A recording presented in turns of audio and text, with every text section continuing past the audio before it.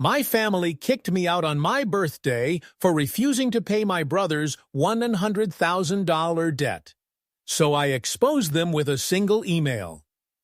"Happy birthday, Liam," my mom chirped, trying to sound all cheerful and fake, like she hadn't just guilt-tripped me an hour earlier about not paying off John's car loan. I sat at the end of the dining table, staring at the slice of store-bought cake in front of me. The wax from the crooked 30 candles was starting to drip everywhere. Across from me, my dad was slouched in his chair, nursing a beer, while my brother John, who's 28, jobless, and allergic to responsibility, was busy on his phone, probably texting with the shiny new iPhone I bought him. I cleared my throat, my heart pounding, but I tried to stay cool. "We need to talk about the money," I said. Dad just grunted. Mom blinked, and John kept his eyes glued to his phone. "I can't keep covering everything," I continued. "I want to build something for myself. I've been paying the mortgage, the utilities, groceries. I even took care of John's DUI fine last year. I need to cut back." John finally looked up. "You're acting like it's charity." I couldn't believe it. "It is," I shot back. He just laughed. "Wow, okay then." Dad leaned in, looking like I just insulted the Pope. "Then start with your brother's six-figure debt. That's the real issue, isn't it?" Mom gave him a look that screamed, "Why'd you say that out loud?" John went quiet. "I'm not paying that," I said calmly. "That's not my responsibility." Things got icy real quick. No one moved. Dad leaned back, giving me a scowl, while Mom added, "Guess we know where you stand." The next day when I got home from work, all my stuff was neatly piled on the porch: clothes, books, tools, and the laptop I needed for freelancing. The locks were changed, and there was a note pinned to the door. "Consider what you've done." That was it. I stood there for a while, staring at my mom's precise handwriting. I didn't knock. I didn't yell. I didn't cry. I took a deep breath, grabbed my belongings, and walked away. To understand how we got to this birthday eviction fiasco, we need to rewind about 10 years. I was 20 when John wrecked his first car. Naturally, they were drunk. Mom cried, Dad yelled, and I, being the golden older brother with a steady job and a clean record, paid the towing fee and lent him $3,000 for repairs, which he never paid back. It was supposed to be a one-off, but somehow it set the tone for everything that followed. When John dropped out of college, it was my fault for not helping him study. When he lost 3 jobs in a year, I got the lecture on how some people just struggle more. When he overdrafted his account, Mom would call me, "Liam, sweetheart, he's your brother. Can't you just cover it this once?" And I always did. I paid the rent when John was kicked out. I covered the insurance on his car while he partied.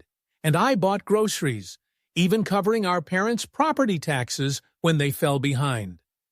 Meanwhile, John spent his days in the basement, supposedly working on music, but really just doing nothing useful.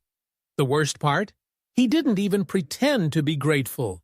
He acted like he was entitled to it. "Liam's doing great," he'd say, waving his hand like I was just an ATM.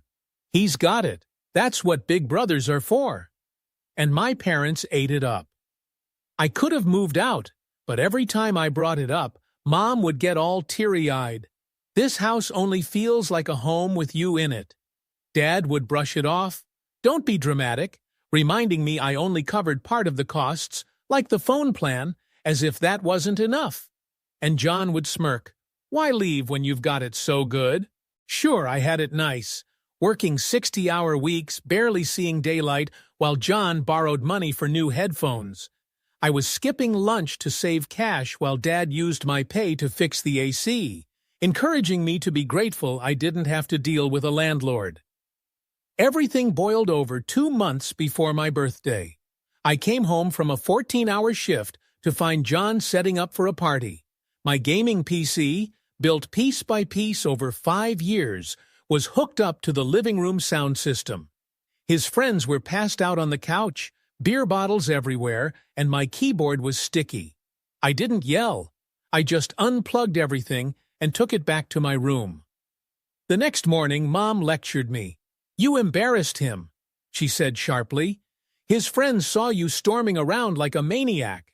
"They were using my stuff," I explained. "It's not just your house," she shot back. The word shared hit me like a slap. Shared like the mortgage I paid, the groceries I bought, and the electricity I covered. One night I was going over my bank account and noticed a payment had gone through. I was so close to having enough savings to finally get out for good. Then John popped up with this amazing new business idea: cryptocurrency trading. He threw $25,000 of his student loan money, which he wasn't planning to pay back, into it, and lost it all in just 2 weeks. Of course, he blamed the app, the market, and his friends. Then he turned to me and said, "You could lend me 10 grand, like he was asking for a ride to the store. I laughed, and for the first time in years, I said no. That's when things got awkward. Suddenly, I wasn't dependable. I was selfish and elitist. "You think you're better than us now?" Dad asked one night at dinner, just because I had a bit of cash saved up. I told him I wasn't better, just tired. The next morning, John tweeted something snarky, probably thinking I wouldn't see it. Shitty. "Some people only help when they think they can control you. Cut them off and watch their true colors show." It got over 300 likes. I kept my mouth shut. My birthday came around, and I hoped we could keep things chill. A simple dinner, a small cake, no drama. Instead, it was a setup.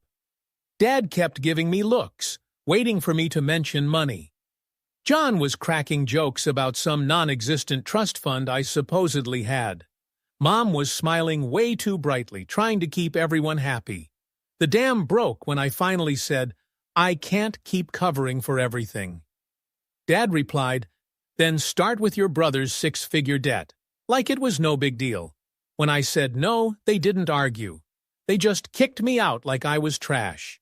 But they underestimated me. They forgot who taught me to be patient and keep my cool. I had a plan.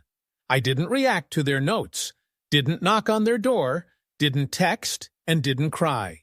I just packed up my stuff, tossed what I could into my old Toyota, and drove to the nearest cheap motel. One of those places that smells like cigarettes and has a vending machine that steals your money. I sat on the edge of the bed, clutching their note, and really thought about everything. Over the years, I learned a few things. Each family has its own story, they believe. Ours went like this. Liam is reliable. Liam is always helpful. Liam always shows up. And because I always did, they thought they could do whatever they wanted. Little did they know, I had been documenting everything for the past 2 years. Every Venmo request, every invoice, every time I helped someone out. I kept the receipts. All the passive-aggressive messages, the guilt trips, every time they said I was being dramatic when I asked for boundaries, it was all logged. There was even a letter I wrote months ago, before my birthday, when I first thought about leaving. It wasn't a goodbye letter. It was more of a confession. It detailed everything. How I paid off a second mortgage without them knowing because the bank called me, not them. How I found out John tried to steal my identity to get a $15,000 personal loan, which thankfully got denied, but still showed up on my credit report. How my parents knew and advised me not to press charges because family sticks together, they said. I felt trapped until I wasn't. That morning, after they kicked me out of the house I'd paid for, I hit send. But I didn't just send it to them. I sent it to the whole family. My godmother in Tampa, Uncle Rob in New Jersey, my mom's cousins, my dad's siblings, their church group, everyone. I included receipts, screenshots, bank records, texts, voice recordings. Everything was organized. I even attached a spreadsheet titled, "What Liam Actually Paid For." It went viral within the family in less than an hour. By lunchtime, I had 26 missed calls from Mom and 8 from Dad. John didn't call, just sent a cold text. You didn't have to do that. I didn't reply. At 12:37 p.m., Aunt Sylvia, whom I hadn't seen in years, messaged me. Good for you! I've always known they were using you. I'm proud of you, honey. Then the fallout happened. Apparently, my parents' reputation in their little suburban world meant more to them than I realized. The perfect picture of a tight-knit, morally upright family was shattered. People started asking questions. Why was Liam paying the bills while John was on vacation? Why did the note on the door sound like something out of a Lifetime movie? Why was John getting new headphones, shoes, and tattoos when he was unemployed? Why was I living in the basement like a tenant when I was the one paying for everything? Dad tried to twist the story. I told a relative they were just giving me structure, that it was all agreed upon. Wrong move. So here's the scoop from the night my family kicked me out. I had my phone secretly recording from my jacket pocket during dinner. The recording was super clear. It all started with Dad bringing up my brother's debts. I told him there was no way I was paying for those. That didn't sit well, and Dad told me to get out. Then Mom chimed in. Consider what you did. They couldn't twist the situation this time. The real kicker?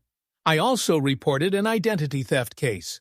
I let it go the first time, but not anymore. Things really blew up when the cops came to question my brother John about a fake loan attempt. It got pretty heated. Our neighbor even caught it all on video.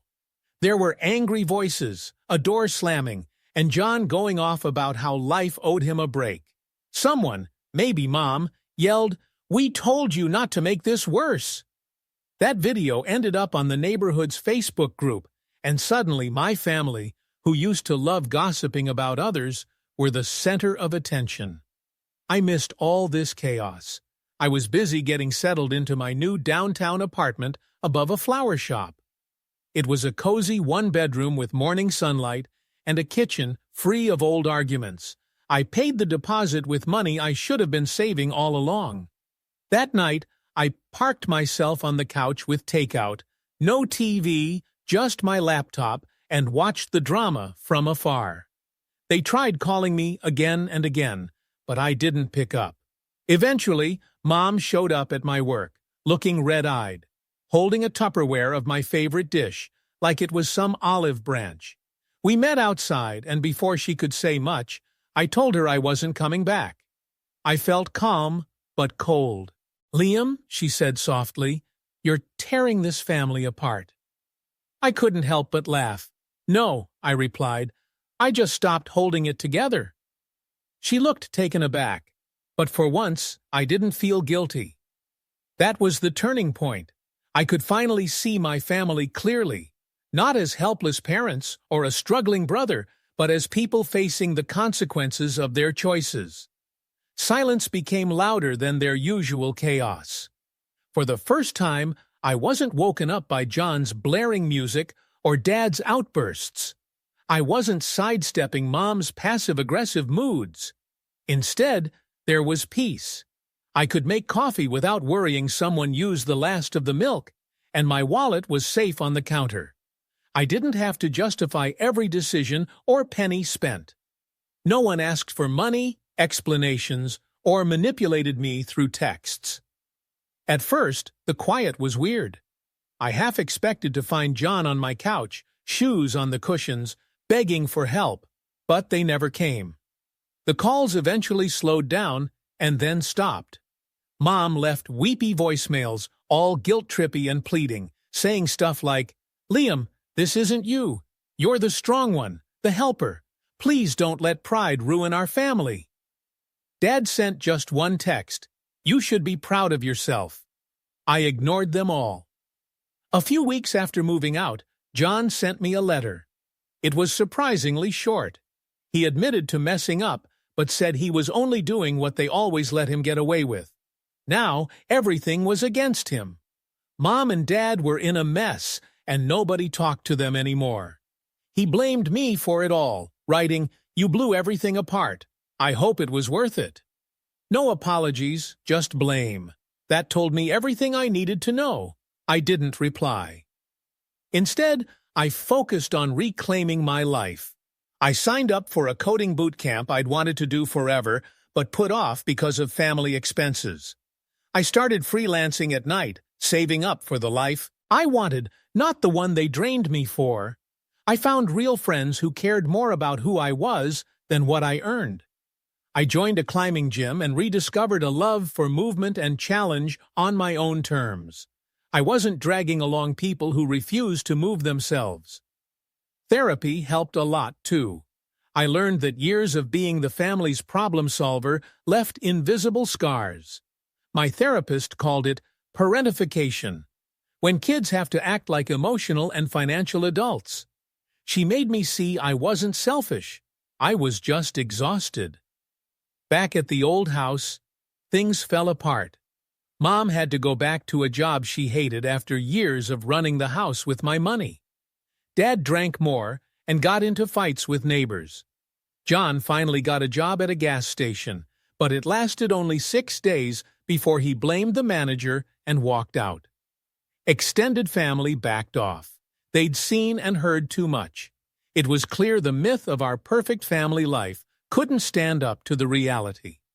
So, I've got this happy little family, or at least that's what they like to call it. For the first time in my life, I decided I wasn't going to be the one holding it together. I skipped Thanksgiving with them and spent it with a friend's family instead. It was great. No one was tiptoeing around each other, and there was lots of laughter at the dinner table. I even brought pies, and they welcomed me like I was part of their own family, and they genuinely meant it.